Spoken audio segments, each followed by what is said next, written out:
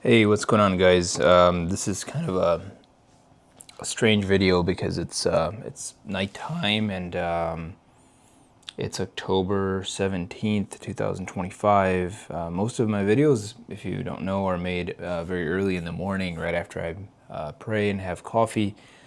With a lot of energy usually, and it's more instructional, but sometimes I do meditative videos as well where I think about things. But this is one of those videos where I want to share a story about my life that I have really never shared with anybody. It's not, the dramatic thing, but just kind of my journey through these last 9 years to the day, as a matter of fact. October 17th, 2016, roughly. It was about the day that I was living with my brother, and I had lived with my brother, for those of you who know, since 2006 or five really, since we moved down here to the Troy, Rochester Hills area. And my brother had just opened up a repair shop.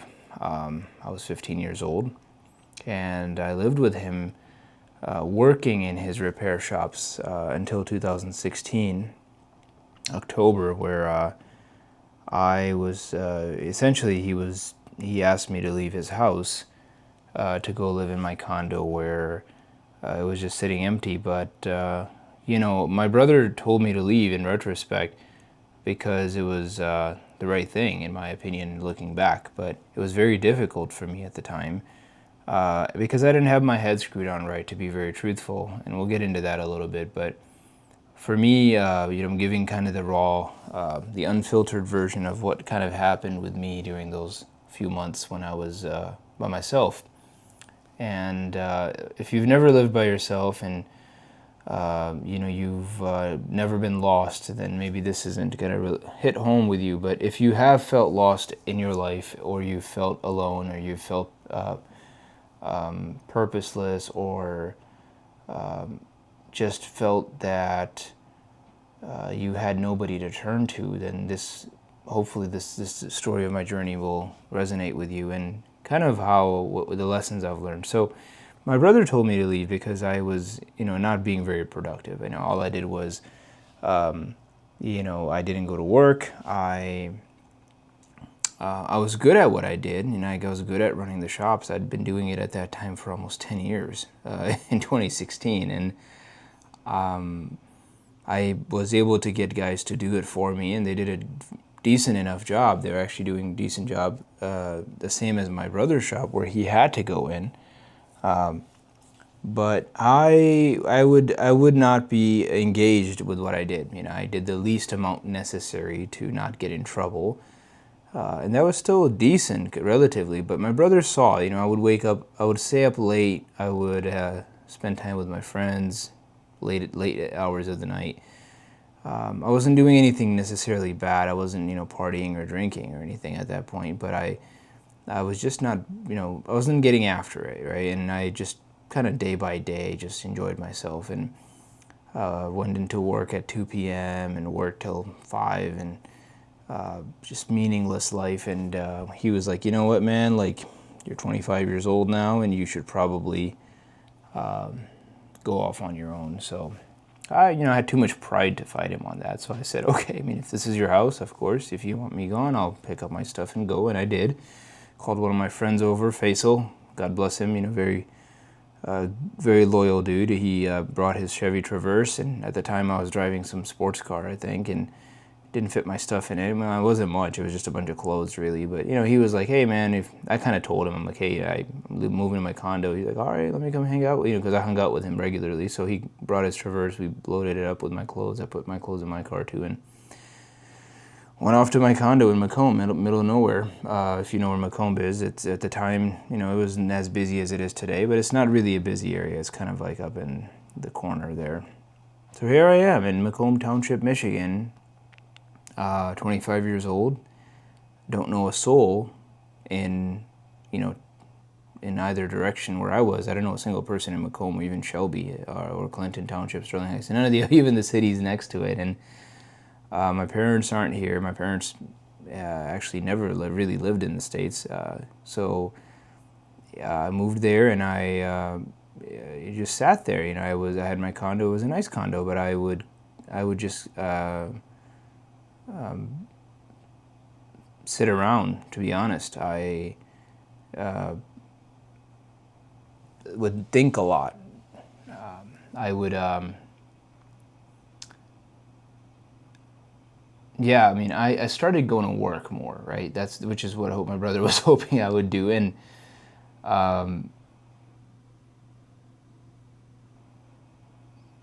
those were very difficult times for me. My uncle had just passed, who was like a father to me, the prior year. And I think I had intended on living there, and I was living there when I bought it the year before. But then he passed, and I don't know. He was a very close person to me, much like a father or a grandfather. And my parents weren't here, so he was the only guy that I could really turn to. And here I am now at 25. I'm working at the shop my brother owns.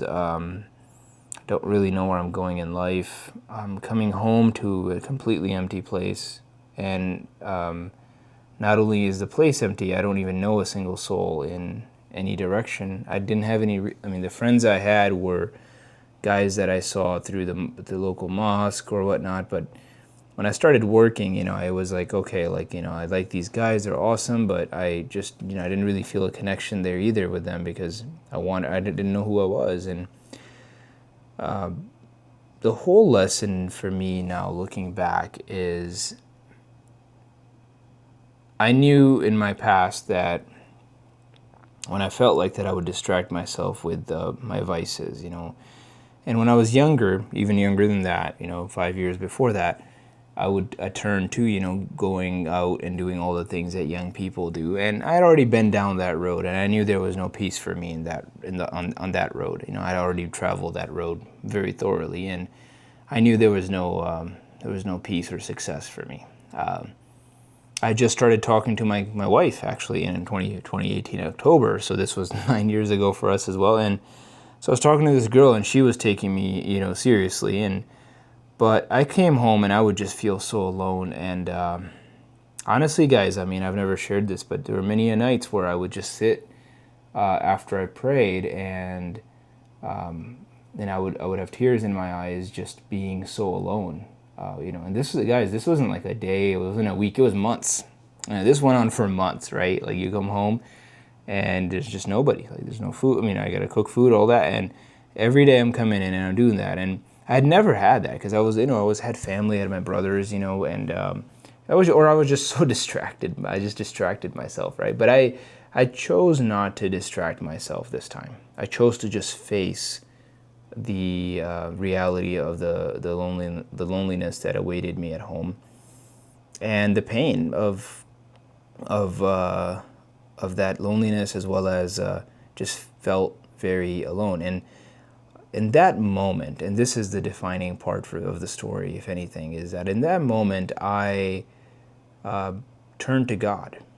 And I'd always kind of been spiritual, praying, but in that moment I truly turned to God as a confidant, as a friend, as someone who I could speak with and tell my troubles to, and I felt someone was listening. I felt that there was somebody on the other end that understood me and what I was going through, and knew more than what I did, and understood why, and it gave me this sense of comfort.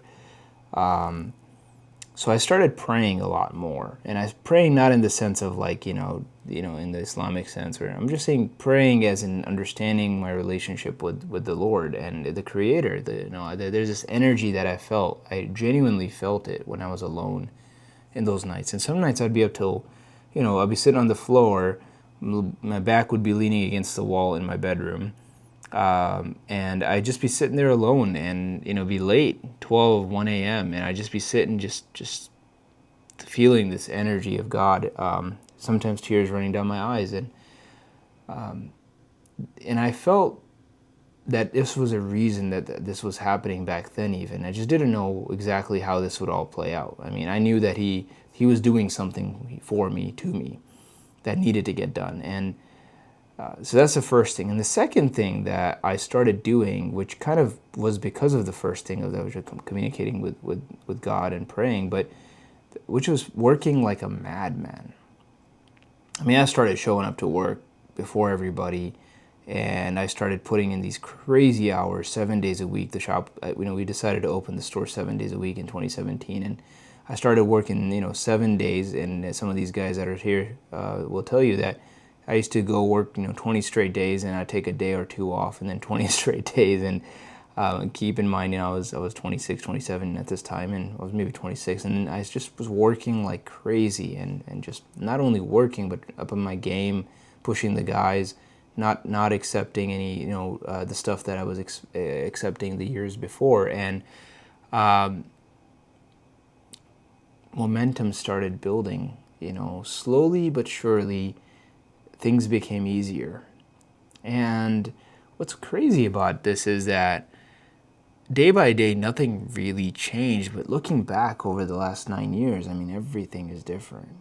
The people that I had worked with for the 10 years, the quality of people and even the individual human beings, they all fell off, except, with the exception of Masood. Masood came along in that year.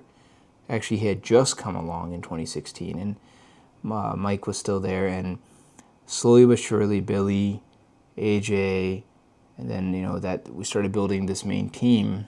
Shaquille came along. Shaquille came first, then AJ.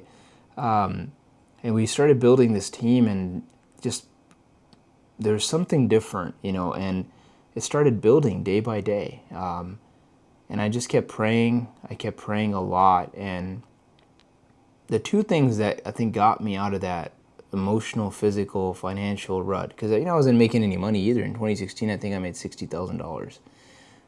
And if you don't know, it's not a lot for a business owner.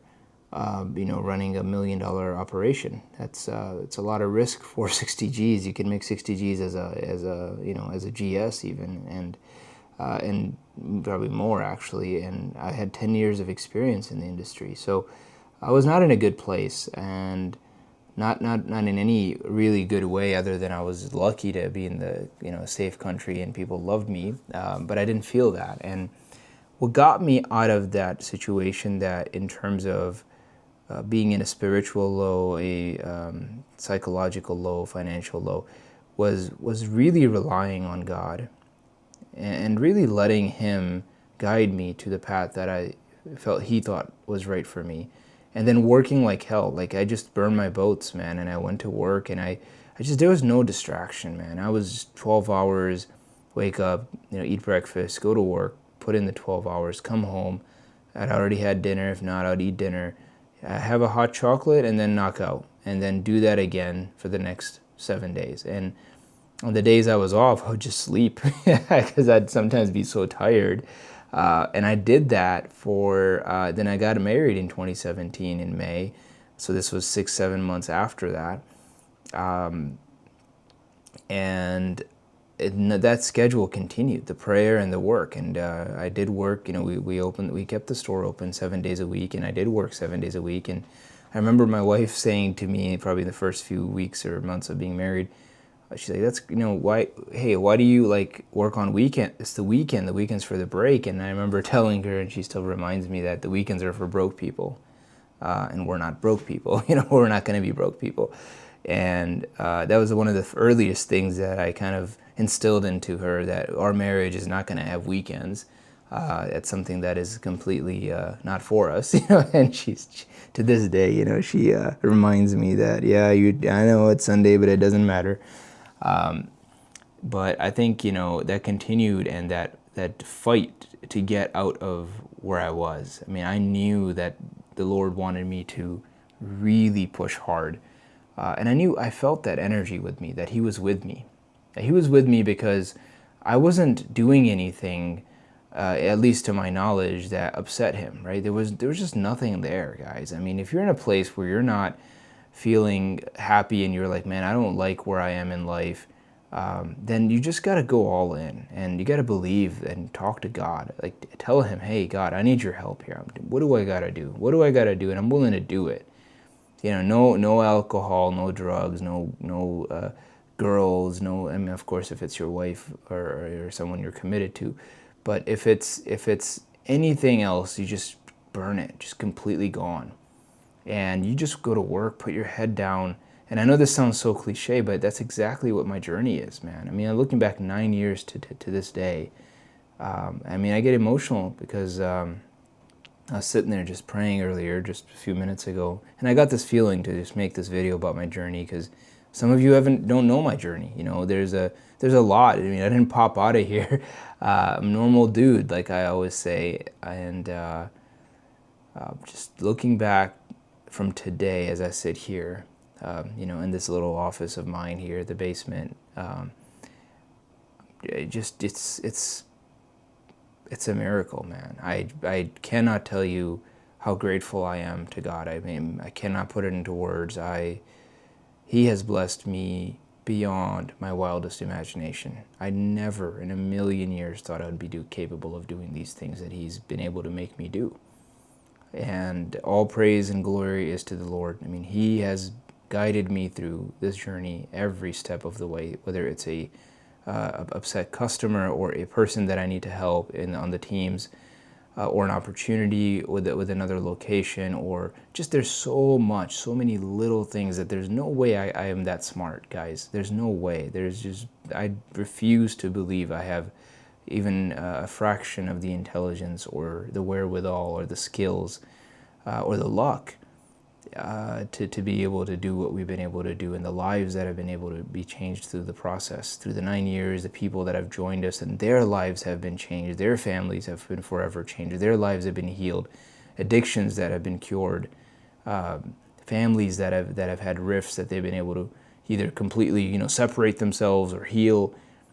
Children that have been born into this company's larger family. You know, there's been dozens of you know, young men that have been able to heal themselves and now support their families.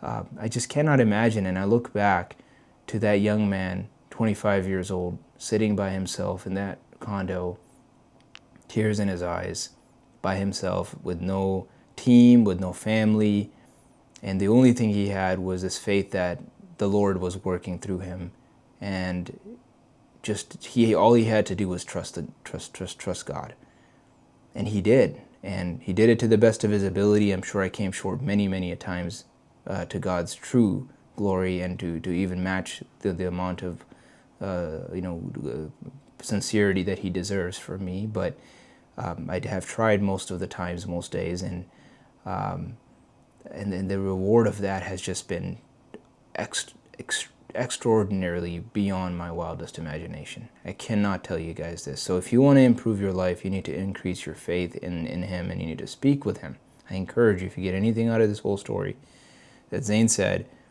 if I trust in God, if I talk to God, and if I work like hell, like I'm like a drowning person that wants to not drown, right? They just kick, they just punch, they get themselves out, right? They eventually get out, right? Or they drown because they don't believe, right? I think you freak out, right, when you're drowning, and it's like you freak out and you drown yourself, or you just believe that, hey, I'm going to be fine, and you calm down, and you still do very hard work, but you do it in a kind of in a more controlled way, right? You don't go crazy. You believe that, right? And I think that God is He works through people.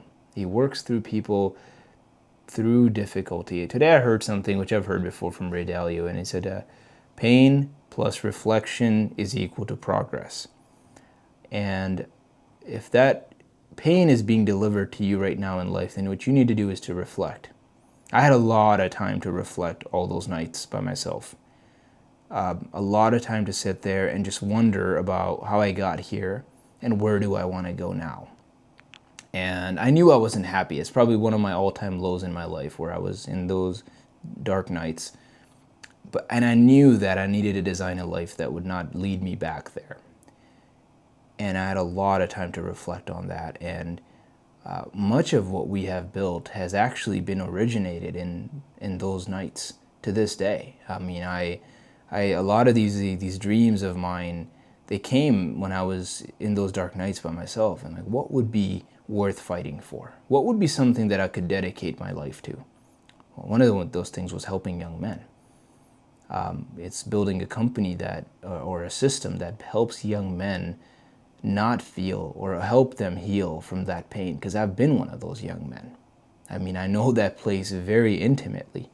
Ed Milet says that the person that you're most qualified to help is the person who you used to be. It's not an accident that there's such a great degree of young men in their 20s in our company that find so much healing. It's not an accident. That's 100% by design. And through those days and nights that I was going through 2016, 17, well, God was working through me so that I could be able to do these things in retrospect. And I mean, I didn't really click for me until like really recently. I was like, oh my gosh, like all of that happened because God wanted me to do these things. And he needed a volunteer, and he qualified me, right? And then that's one of the things my friend Ryan Hillenbrand always says to me is that Zane, because he knows my story, and I've shared this with him in very private. He's one of the, probably, I can count with two fingers or three fingers how many people know this, but he says to me, Zane, you know, you always say you're not qualified, you're not qualified. He says, God does not call the qualified, he qualifies the called.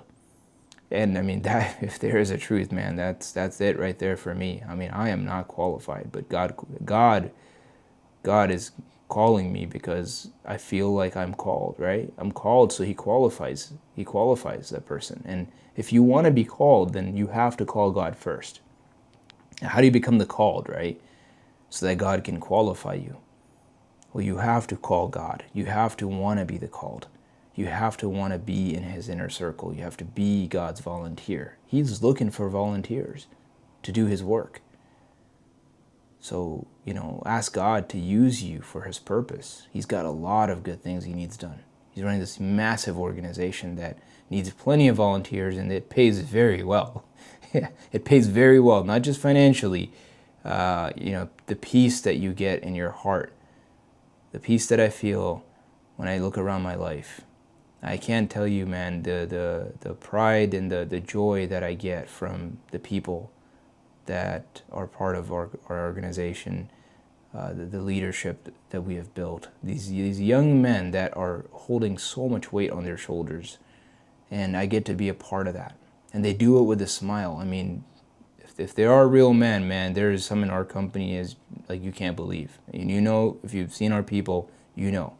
You guys get people all over the country, seasoned operators to fly, get on a plane, fly hours and hours, pay for hotels just so they can see you guys. Like, what the hell are these guys doing out there in Michigan? Right? It's the people. We're not using better lifts. We're not using, you know, better equipment. There's nothing special about our actual company in terms of the material. It's the character. It's you. It's the people. And all that is built upon this idea that, man, if we build a company that helps young men actually make their lives better, that the rest will kind of take care of itself and fall into place. And honestly, that's kind of pretty much what we've did, right? We did that, and we didn't really think about, well, how do we make the most money and work back from that? What we did was, how do we build a company that helps young men get better? And part of that is, yeah, let's go make some money, because you got to make money, but the goal wasn't just to set out to be rich. It's to set out to actually make an impact, because of the purpose comes from the pain, right? Pain will give you purpose, man. If you don't know where purpose is in your life, go look at the pain points. See where it hurts, because you know what that feels like. And when you know what it feels to hurt, you would never want to wish that upon other people. So what you do is you make it your purpose to make sure that others don't feel that. Right? They always say the hero and the villain have the same, you know, origin story. They both go through the same crap. But the difference is the villain says the world hurt me, so I'm going to hurt it back. Whereas the hero says the world's hurt me, I'm going to make sure it doesn't hurt anyone else again. I don't want anyone to feel what I've felt. So I'm going to protect others from doing that. That's what makes that person a hero. So you know, I implore you to look inwards. I implore you to reflect on your pain. I implore you to find the pain, to confront the pain. Don't distract yourself. And once you do confront it, you're going to feel a lot of it. And when you do feel a lot of it, you're going to need some help. I encourage you to turn to God. I encourage you to ask for help from him. He understands you like no one else. He understands you more than you. He will guide you. And then, once you've done that, You've reflected, you've felt the pain, you've turned to God, you've started building a relationship with Him. Go to work. Go to work like your life depends on it, because it does. My life depended on it, and it still does. If I did not work, I would have drowned in that misery. And work saved my life, guys. I mean, that's why I always say work is the best thing ever, because I know what it's done for me, and it's done for so many dozens of people that I know personally. Not through hearsay, not through a book or a video. I know how these guys were before they took work and purpose seriously, and I know how they are now. They went from literally from people that were just honestly a burden on society, and they'll tell you that too. I was too. To people now that the society and you know, good families, now they're a pillar of our society, and they're strong men, and more importantly, they're proud of who they are, and that's worth fighting for. That's worth feeling pain for, because ultimately I don't think we get to take anything. All of this, I always try to ground myself. I'm not a fancy guy if you know me, but I think I try to ground myself that none of this is really ultimately going to be something that I would care about, as far as the money, how many people, or et cetera, et cetera. Like, that all is great, but that's worldly things. And I know on my deathbed, what I'm going to think most about is, was I a person that I'm proud of? Have I been genuine? Have I been honest? And am I ready to meet my Creator? So with that frame, it's a lot easier to focus for me. And going back to the beginning of the story, looking back in 2016 to now, man, God is great. That's all I can say. I mean, and it worked out for me, of course. You know, we built some companies and all that, but man, I'll tell you right now, the best part about it, even though that is great, but the best part about it is just the peace I feel, man. There's nothing that beats that. Nothing. Just nothing comes close, man. Knowing that God's on my side, and I feel Him, and He's with me, and He has made, you know, God says, I swear I will bless you if you believe in me. It's not a maybe, right? It's a promise from the Creator of all that exists, the Creator of the earth and the universe. I swear I will bless you. He swears. He doesn't break His promises, man. And I feel that connection with Him, and it's been the best part of my life, is that relationship. There's nothing that even comes close. Nothing, not the companies, nothing. Just that relationship is the best thing about my existence. The relationship with the Lord of the universe, of the worlds. That's the best thing. And just whenever I lose sight of that, that's when things get interesting, not in a good way. And whenever I'm at peace with that, and I'm aware of that, then it's just way easier to live life, irrespective of how things are. Whether they're really good, really bad, doesn't matter. You make a lot of money, you make no money. It's all on the barometer of, you know, being at peace with myself and with God. So, and then just enjoying the work as a result. That would be the second thing. And the work that I enjoy today, I would tell my younger self, man, just get to work. Just force yourself to enjoy it, because when you get good at something, dude, I tell you, I mean, those of you who've been doing this, when you get good at something, it gets more fun. So a lot of just suffering in work is just because you're not good, and it takes time, and just and the more reps you put in, the faster you're gonna get good at it. Which is why I always say you got to put in a lot of hours, man. It takes hours. It takes time to become an expert. I mean, I don't know if anyone tells you otherwise. You know, you got AI nowadays giving you answers in 10 seconds, but that's not reality, right? Like, if you want to become a craftsman, if you want to become a great sales guy, if you want to become, you know, a beast at management, you just got to put in a lot of hours, train your brain. Character takes time. It's not something, you know, that you can build in 2 minutes. Character takes time. If you want it right, it takes time. And If you enjoy the process, that time passes very quickly. If you don't enjoy the process, well, that time's not going to pass very quickly, and you're going to not enjoy the journey. So pick something you can have good, and a lot of enjoying it, just doing it with people you like, right? You guys know I don't particularly have a passion for the automotive industry, other than that it's a blue collar industry where a lot of broken young men come into. So it's a ripe field for me, right? Because plenty of guys like myself that I can find. But cars in of themselves are not really a passion of mine.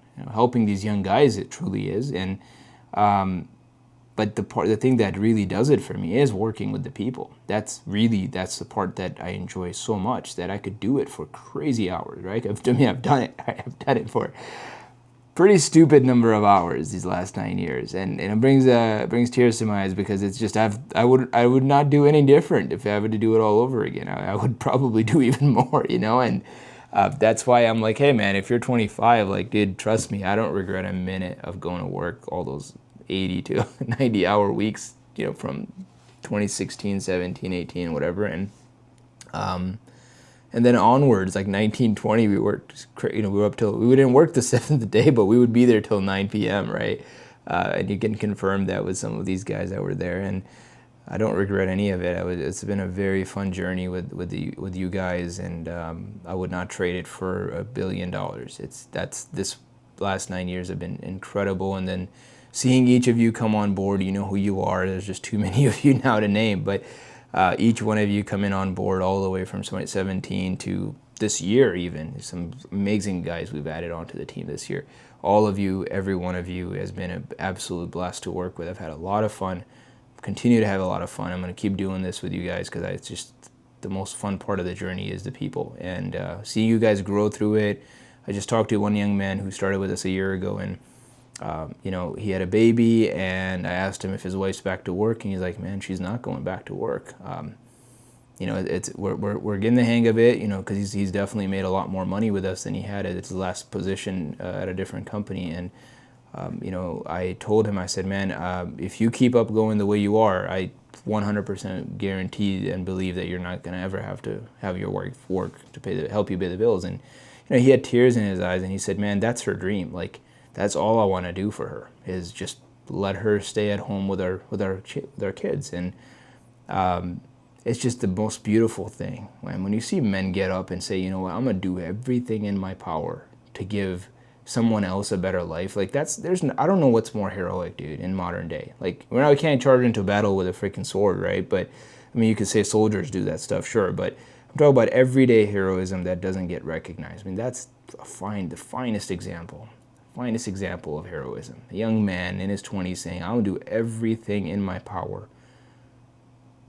to provide for my wife and my kids, and I'm gonna do everything I can, whether I gotta work all these hours, I gotta learn this stuff, I gotta get really good at it, and he has. Actually, the truth is, this guy's a stud, and as most of you are, and I think it's just been a very good journey, and I've been very blessed by God, and I'm trying to stay sincere, I'm trying to stay grounded. It gets difficult, right? It gets not easy being on a baller team. Let me just tell you that, right? I know you guys know that too. When you start getting some attention, and you guys know I kind of fly under the radar. I'm working on that, and it's a constant journey to stay low, because I'm not interested in the clout or the recognition or the coaching or the public speaking, all of that. The only public speaking I like to do is this kind, where I get to talk about and ramble for hours. But other than that, I think this journey is just absolutely incredible, and just thank you all for being a part of it with me. If you're watching this and you're another shop owner, thank you for also being part of my journey. You've probably helped me in many ways that you probably don't even realize, just being in my circle. And I hope I have brought value to your life and to your business, which is exactly what I try to do with every single video. Is I try to share something that has cost me so that it doesn't cost you and your people, because I know what that feels like, and I don't want your people to feel pain. Because if I say one thing and it just saves you money and your people money, that saves young kids stress and pain, little children, that they'll feel a little less pain because of something I did. I mean, to me that's enough. I don't need anything more than that, and the purpose of this channel would have succeeded. So I appreciate every one of you guys. Thank you for if you made it out to the 35-minute mark. And don't forget to pray. Don't forget to work hard, and don't forget to do something that you're really passionate and serve your people no matter what you do, because it will always come back. Serve the people. Serve the people through everything you can do. So thank you very much, guys. I'll see you on the next one.